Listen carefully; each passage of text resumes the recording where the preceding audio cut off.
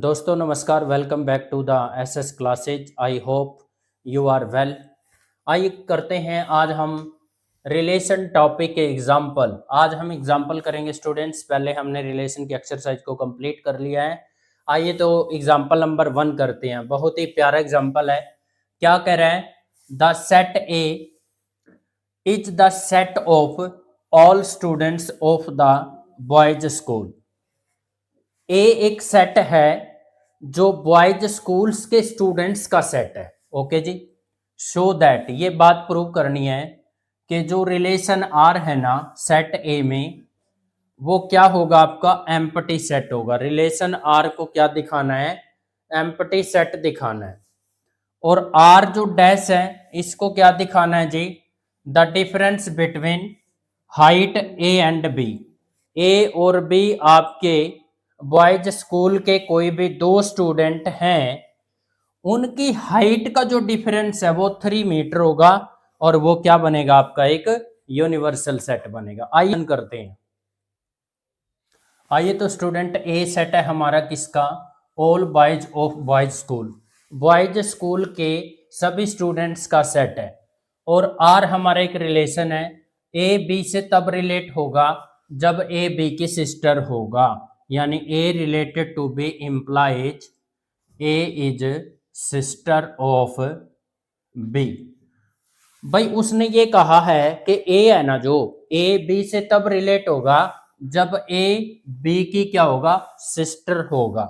Students आप एक बात देखिए, पहली तो बात स्कूल देख लो कौन सा है। स्कूल बॉयज स्कूल है और बॉयज स्कूल के स्टूडेंट का सेट सेट ए है। अगर मैं कोई दो एलिमेंट लेकर चलूंगा ए और बी सेट ए में से, तो इट मीन्स तो ये हुआ ना ए और बी वो दोनों बॉयज है। और एक बॉयज दूसरे बॉयज की सिस्टर हो सकता है क्या? बिल्कुल भी नहीं हो सकता। This is implies A and B both are boys, therefore A is not sister of A is not sister of B. This is implies A does not related to B. आप कोई भी दो एलिमेंट ले लो, वो दो boys ही होंगे। या फिर आप दूसरे वर्ड्स में ये कह सकते हो आप no students is sister of any students of the boys school. या फिर आप ये वाली लैंग्वेज भी इसमें यूज कर सकते हो। That means A comma B element का कोई ऑर्डर्ड पेयर इसके अंदर नहीं जाता। तो इस इट मीन्स क्या हुआ students? R is empty relation. Boys school के स्टूडेंट्स का सेट आर डैश एक रिलेशन बना के दिया इसने। ए बी से तब रिलेट होगा जब difference between height of A and B 3 meter. A और बी के बीच के हाइट का जो डिफरेंस है ना वो 3 मीटर होगा। A minus B is less than 3। इसका ये मतलब है कहने का। तो मुझे ये बताओ, आपके स्कूल के अंदर जो बॉयज स्कूल्स का स्टूडेंट्स का सेट है उसमें हम कोई भी दो बॉयज ले लें और उनकी हाइट जब मेजर करेंगे, उनका जब डिफरेंस निकालते हैं ना हमेशा 3 मीटर से छोटा ही आता है। ऑलवेज होती है ये बात, always we know that the difference of the heights of two students of the school is less than 3 मीटर। सो देयरफॉर जो आर डैश है वो किसके इक्वल हो जाएगा? ए क्रॉस ए के। और ए क्रॉस ए हो गया तो आर डैश क्या बन जाएगा? आपका यूनिवर्सल रिलेशन। ये मैंने आपको बेसिक में बताया था यूनिवर्सल रिलेशन क्या होता है और एम्पटी रिलेशन क्या होता है। तो आपको एक एक एग्जांपल और मिल गया इनका। आइए तो स्टूडेंट एग्जांपल नंबर 2 करते हैं। क्या दे रखा है? सबसे पहले तो लिख लो let T be the set. T किसका सेट है जी? Set of all triangle in the plane. The set of all triangle in plane. भाई प्लेन में जितनी भी ट्रायंगल होगी ना उन सब का सेट है ये। अच्छा जी, आर क्या दे रखा है? आर आपका वो रिलेशन है T1 कोमा T2 बिलोंग करते हैं आर में। इस बात का ये मतलब है कि T1 T2 से तब रिलेट होगा जब आपका T1 T2 पे कॉन्ग्रेंट होगा। ये कॉन्ग्रेंट का सिंबल होता है स्टूडेंट। तो आइए, T1 हमारा रिलेट होगा T2 से, इस बात का ये मतलब है कि T1 कॉन्ग्रेंट होना चाहिए T2 पे, तभी हमारा T1 क्या होगा T2 पे रिलेट होगा। रिफ्लेक्सिव प्रूव करते हैं। रिफ्लेक्सिव के लिए आपको एक एलिमेंट लेके चलना होता है। Let T1 belongs to set T be such that, भाई कोई भी ट्रायंगल हो ना T1 वो हमेशा कॉन्ग्रेंट तो होता ही है खुद पे। T1 is congruent to T1, that means T1 related to T1, that means T1 comma T1 belongs to R for all T1 belongs to set T, so therefore R is reflexive on set A. Sorry, R is reflexive on set A नहीं set T है student. आइए तो student symmetry करते हैं। Symmetry के लिए दो element लेकर चलते हैं। Let T1 comma T2 belongs to T be such that T1 comma T2 belongs to R। इसका क्या मतलब है जी? According to relation T1 related to T2, that means अगर T1 T2 से रिलेट हो रहा है तो इसका मतलब क्या है students? T1 is congruent to T2, T1 T2 पे कॉन्ग्रेंट है। तो फिर क्या ये कहना गलत होगा जी? T2 is also congruent to T2, sorry T1। भाई जब T1 T2 पे कॉन्ग्रेंट है तो फिर T2 भी तो होगा T1 पे congruent, that is T2 is related to T1, that means T2 comma T1 belongs to R for all T1 comma T2 belongs to T, so therefore R is symmetric on set T। Student transitive करते हैं। Transitive के लिए T1 T2 T3 तीन element लेकर चलते हैं। Be such that T1 comma T2 belongs to R, that means T1 related to T2, और यदि T1 T2 से रिलेट हो रहा है तो बाई रिलेशन क्या हो जाएगा? T1 is congruent to T2, T1 T2 पे congruent हो जाएगा, and T2 T3 belongs to R, that means T2 related to T3, that is T2 is congruent to T3। भाई एक बात बताओ, जब T1 ट्रायंगल, ये T1 ट्रायंगल है, ये T2 ट्रायंगल है और ये T3 ट्रायंगल है, T1 तो T2 पे कॉन्ग्रेंट होगी और T2 T3 पे कॉन्ग्रेंट होगी, तो ऑटोमेटिकली T1 किस पे कॉन्ग्रेंट होती है? T3 पे कॉन्ग्रेंट होती है। T1 is congruent to T3 students, this is implied T1 related to T3, this is implies T1 comma T3 belongs to R for all T1 T2 or T3 belongs to set T, therefore R is transitive on set T। Students relation हमारा reflexive भी हो गया, symmetric भी हो गया और transitive भी हो गया। किस पर? ऑन सेट T पर। तो रिलेशन अल्टीमेटली क्या हो गया? अब हमारा इक्विवेलेंस रिलेशन हो गया ऑन सेट T। तो स्टूडेंट्स एग्जांपल नंबर 3 करते हैं। Let L be the set of all line. जो आपका L है वो स्टूडेंट्स है आपकी बार set of all lines, lines का सेट आपकी बार। जो रिलेशन आर दिया है वो क्या है जी, the relation R in the defined set L defined has this, क्या डिफाइन है जी, L1 L2 से तब रिलेट होगा स्टूडेंट जब L1 परपेंडिकुलर होगा किस पे, L2 पे। यहाँ पे परपेंडिकुलर का सिंबल है स्टूडेंट्स ये, तो आइए इसको रिफ्लेक्सिव प्रूव करते हैं पहले तो, मतलब चेक करते हैं है कि नहीं। इसने क्या रखा है, so that the relation R symmetric, कह रहा है ये सिमेट्रिक तो होगा बट ना तो ये रिफ्लेक्सिव है और ना ये ट्रांजिटिव है। तो आइए इसको देखते हैं रिफ्लेक्सिव कैसे नहीं बनता। Let L1 belongs to set L be such that, भाई एक बात बताओ, आप ये जानते हो कोई भी लाइन है ना खुद पे पैरेलल तो होती है, लेकिन कोई भी लाइन खुद पे परपेंडिकुलर कभी नहीं होती। तो आप लिखोगे L1 is not perpendicular to L1, कोई भी लाइन खुद पे परपेंडिकुलर कभी नहीं होती। L1 does not related to L1, that means L1 comma L1 does not belongs to R, so therefore R is not reflexive. Students ये set हमारा relation है जो ये सेट L पर रिफ्लेक्सिव नहीं हुआ। इसका सिमेट्रिक समझते हैं।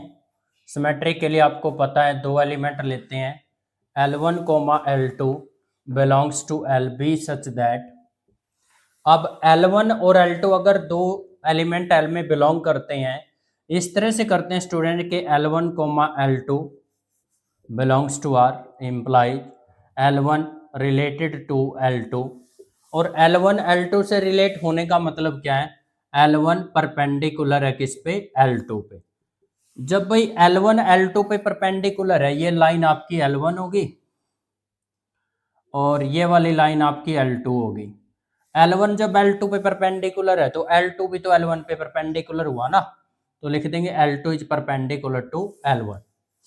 अब यहाँ इसको चेंज कर देंगे, L1 की जगह L2 हो गया, L2 की जगह L1 हो गया, तो इसको ऐसे कर देंगे ना, L2 related to L1, this is implied L2 comma L1 belongs to R for all L1 comma L2 belongs to set L, so R is symmetric on set L।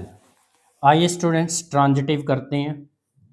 Transitive के लिए आपको पता है तीन एलिमेंट लेते हैं L1 L2 L3 be such that L1 comma L2 belongs to R, that means L1 related to L2, that means L1 is perpendicular to L2, okay जी। and similarly L2 comma L3 belongs to R students, तो L2 किससे relate होगा, L3 से, और यदि L2 L3 से relate होगा तो बाय रिलेशन क्या हो जाएगा, L1 is perpendicular to L3। अब यहां से बात को ध्यान से समझना, अगर L1 L2 पे परपेंडिकुलर है और L2 L3 पे परपेंडिकुलर है, तो देखो यहां पर ये आपकी लाइन होगी स्टूडेंट्स L1 और जी ये लाइन होगी आपकी स्टूडेंट्स L3 और ये लाइन होगी आपकी L2 ये वाली, और ये L1 पे भी परपेंडिकुलर है और ये L2 पे भी परपेंडिकुलर है। तो बाय डायग्राम आप देख सकते हो कि अगर एक लाइन L1 परपेंडिकुलर L2 पे और L2 परपेंडिकुलर L3 पे, तो क्या L1 परपेंडिकुलर है भाई L3 के? By observing this diagram students L1 is not perpendicular to L3 but L1 and L3 are parallel। ये दोनों लाइन परपेंडिकुलर नहीं है, यहां पर ये दोनों लाइन पैरेलल है। It means L1 comma L3 does not belongs to R, so R is not transitive on set L। यही इसमें बताना था। आइए स्टूडेंट्स एग्जांपल नंबर 4 करते हैं। क्या करना है, so that the relation R in the set में एलिमेंट है 1 2 3 और ये आपका रिलेशन डिफाइन है, ये रिफ्लेक्सिव दिखाना है ना ये सिमेट्रिक होना चाहिए, ना ये transitive. Students do it self, ऐसे मैं बहुत सारे क्वेश्चन करा चुका हूँ आपको, और कमेंट बॉक्स में इसका आंसर लिख के। Students so that the relation R in the set, अब की बार सेट कैपिटल जेड दे रखा है, इंटीजर नंबर का सेट है, और रिलेशन डिफाइन है ए बी से तब रिलेट होगा जब ए क्या करेगा, डिवाइड्स करेगा किसको, ए माइनस बी को। आइए तो स्टूडेंट्स पहले इसमें जो सेट दे रखा है जेड, वो किसका सेट है, इंटीजर्स नंबर्स का सेट है। उसके बाद यहाँ पर जो ए है, ए बी से तब रिलेट होगा जब आपका 2 डिवाइड करेगा ए माइनस बी को। इस बात को हम स्टूडेंट ऐसे भी लिख सकते हैं, A minus B is divisible by 2। भाई ए में से बी को जब माइनस करेंगे ना, जो भी नंबर आएगा वो 2 से डिवाइड होना चाहिए, तब जाके ए किससे रिलेट होगा, बी से। आइए स्टूडेंट रिफ्लेक्सिव करते हैं इसका। रिफ्लेक्सिव करने के लिए सेट का एक एलिमेंट लेते हैं। सेट चल रहा कैपिटल जेड, इंटीजर नंबर का सेट है, तो बी सच दैट, चेक करते हैं स्टूडेंट्स। अब एक बात बताओ, अगर आपको ए को ए से रिलेट कराना है तो बी की जगह ए हो जाएगा, यहां भी ए हो जाएगा, और ए में से ए जाएगा तो 0 आएगा, और 0 तो 2 से डिवाइड होता है। वैसे तो सभी से होता है, लेकिन हमने तो क्वेश्चन में 2 से देखना है। तो आपने क्या किया स्टूडेंट्स, ए माइनस ए चेक किया, कितना आया, 0, और 0 क्या है students, is divisible bye, is divisible by 2. So this is implies a is related to a, this is implies a comma a belongs to r for all a belongs to z. So therefore r is reflexive on set z. आइए तो students symmetric करते हैं। Symmetric के लिए आपको पता है कोई दो एलिमेंट लेकर चलते हैं, let A comma B belongs to Z, be such that a comma b belongs to r, that means a related to b, that means यहाँ पर लिखेंगे हम a minus b is divisible by 2 by relation. भाई अगर मैं इसमें से minus common ले लूंगा तो ये b माइनस a हो गया, तो फिर भी तो ये डिविजिबल ही होगा 2 से, इज डिविजिबल बाय 2। या एग्जाम्पल के साथ देख सकते हो आप, एक एग्जाम्पल देके अपनी क्लैरिफाई कर सकते हो बात को।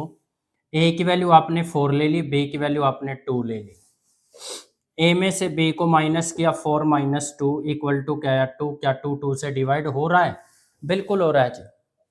तो it mean students B minus A भी जब डिविजिबल हो रहा है 2 से, तो बी रिलेट हो गया ए से, और बी ए से रिलेट हो गया तो बी कोमा ए किस में चला गया, आर में। For all A comma B किसके एलिमेंट है, इंटीजर नंबर के सेट के एलिमेंट है। So this is imply students R is symmetric on set Z. आइए तो स्टूडेंट्स यहां पर ट्रांजिटिव प्रूव करते हैं। ट्रांजिटिव के लिए आपको पता है 3 एलिमेंट लेने पड़ते हैं, let A B C belongs to Z, be such that A comma B belongs to R implies a related to b, that means a minus b is divisible by 2। तो मुझे ये बताओ स्टूडेंट्स, जब मैं a minus B को 2 से divide करूंगा, कोई तो इंटीजर आता होगा यहाँ पर, वो मैंने क्या ले लिया, इंटीजर c ले लिया। वेहर c नहीं, सॉरी स्टूडेंट्स, c हम ऑलरेडी यूज कर चुके हैं, तो हम यहाँ पर m ले लेते हैं, और m भी एक इंटीजर है यहाँ पर। It means a minus B की वैल्यू कितनी आ गई, 2m, और m किस में बिलोंग कर रहा है, z में। And b comma c belongs to r, that means b related to c, that means b minus c is divisible by b minus c is divisible by 2। फिर वही same फंडा, अगर b माइनस c, आपका जो b minus सी है वो 2 से divide हो रहा है, तो कोई तो इंटीजर आता होगा, वो हमने n ले लिया, n belongs to z। b minus C किसके इक्वल आ गया स्टूडेंट्स, 2n के, तो यहाँ पर n किस में बिलोंग कर रहा है, z में। आपकी एक ये वाली बात है 1 और एक आपकी ये वाली बात है 2। 1 को और 2 को यहाँ पर क्या कर देंगे, ऐड कर देंगे स्टूडेंट्स। देखिएगा 1 + 2, 1 क्या है आपका a माइनस बी है, और लेफ्ट का लेफ्ट ऐड करेंगे, राइट का राइट। इसका राइट 2m है, इसका राइट 2n है, b से b कैंसिल हो गया। a minus C equal to 2 common ले लेंगे, m plus n। a minus C 2 को डिवाइड में ले आएंगे, m प्लस n। भाई a माइनस सी भी क्या हो गया, 2 से डिविजिबल हो गया, और a माइनस सी को जब 2 से डिवाइड करेंगे ये भी क्या होगा स्टूडेंट्स, कोई ना कोई इंटीजर ही होगा। तो इट मीन्स हम ये कह सकते हैं ना, a minus C is divisible by 2। तो students a minus C is divisible by 2। अगर a माइनस सी भी 2 से डिविजिबल हो गया स्टूडेंट, तो a रिलेट हो गया ना c से, और a अगर c से रिलेट हो गया तो a comma c belongs to R for all, a comma b comma c belongs to Z। So R is transitive on set Z। अब आपका जो R है वो रिफ्लेक्सिव भी दिखा दिया हमने, सिमेट्रिक भी हो गया, और आपका ट्रांजिटिव भी हो गया। किस पर, सेट Z पर। इट मीन्स आपका R क्या बन गया, इक्विवेलेंस रिलेशन, हैंस प्रूव्ड। आइए स्टूडेंट एग्जांपल नंबर 6, बहुत ही प्यारा और जबरदस्त एग्जांपल है। Let R be the relation in the set A. Set A में एलिमेंट दे रखे हैं 1 to 7। रिलेशन आर क्या डिफाइन दे रखा है भाई, ए बी से तब रिलेट होगा, ए बी से तब रिलेट होगा, बोथ ए एंड बी, दोनों की बात कर रहे हैं, दोनों ए और बी, दोनों बोथ ए एंड बी, या तो दोनों ओड है या दोनों इवन है, ए और B. So that R is equivalence relation दिखाना है।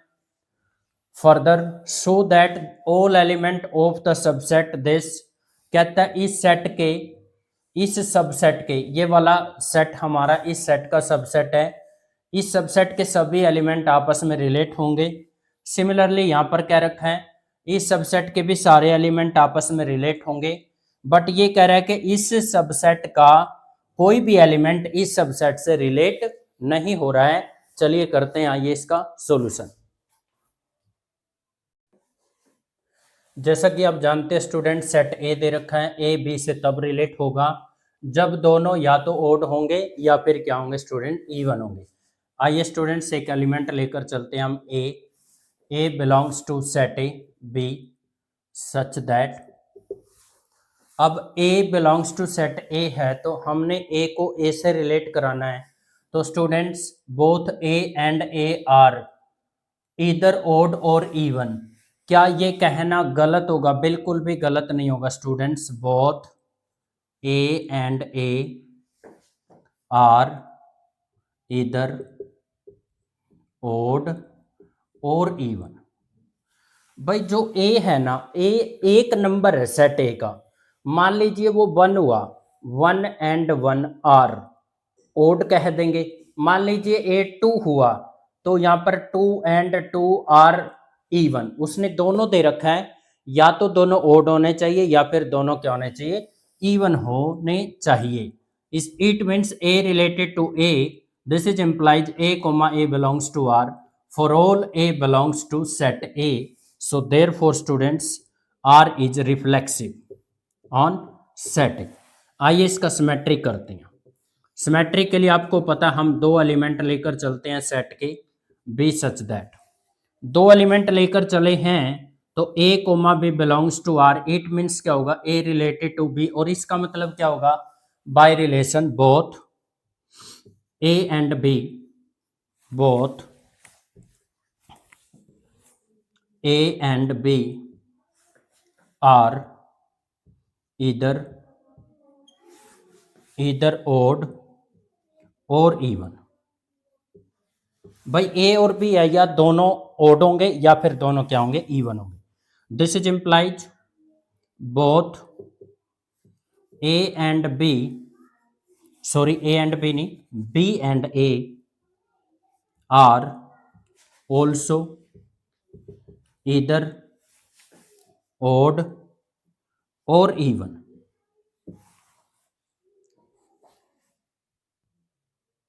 आइए तो स्टूडेंट्स हमारा सिमेट्रिक वाला थोड़ा सा पार्ट बचा है, तो यहाँ पर हो जाएगा B comma A belongs to R for all A comma B belongs to set A, so R is symmetric on set A।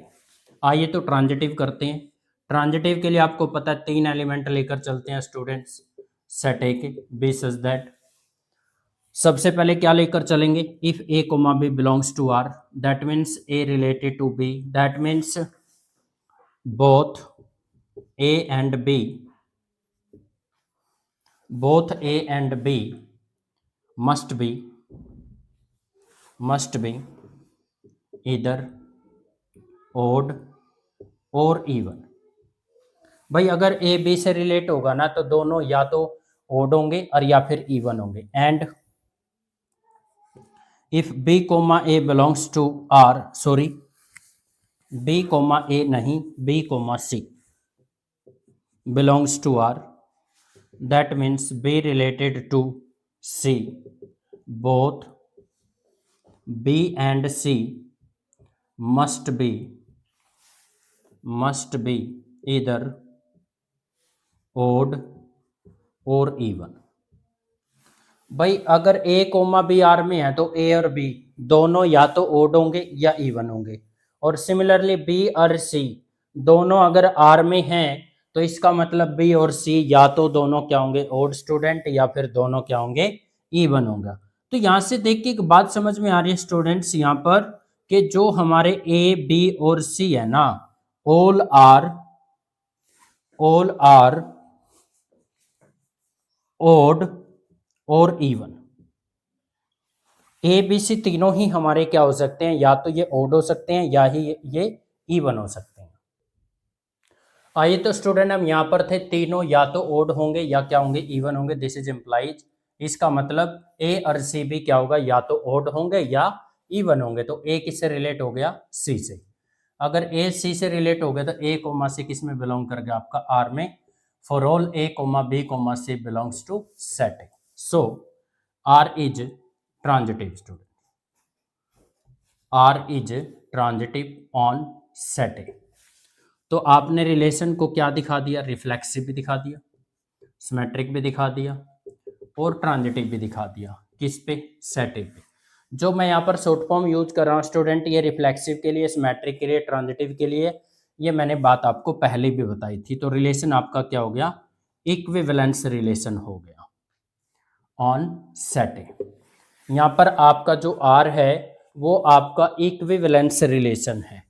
क्या है स्टूडेंट्स, इक्विवेलेंस रिलेशन।